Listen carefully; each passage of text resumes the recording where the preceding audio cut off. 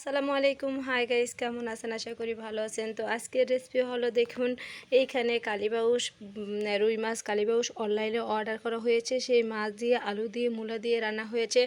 এইখানে বন্ধুরা আমার সেই মাছের ডিম এখানে টমেটো দিয়ে ভুনা করেছি। এখানে গরুর শুটকি আছে না, গরুর শুটকি আলু দিয়ে কুচিয়ে রান্না হয়েছে। তো বন্ধুরা বলুন আমার ভিডিওটা কেমন হয়েছে। আমার ভিডিও যদি আপনাদের ভালো লাগে তো আপনারা বেশি বেশি শেয়ার করবেন, সাবস্ক্রাইব করে পাশে থাকবেন, কেউ ফলো দিতে ভুলবেন না। তো বন্ধুরা বলুন কেমন হয়েছে আমার রান্নার ভিডিওটা।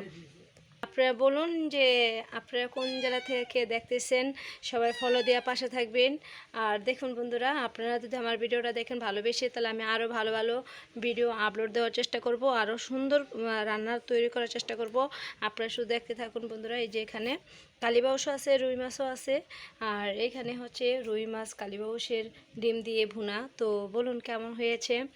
তো এই আমার লালুটা দেখেন, আমার লালুটা অনেক বড় হয়ে গেছে। সে ছোট্ট লালুটা অনেক বড় হয়ে গেছে, দুষ্টুমি করে বেশি অতিরিক্ত।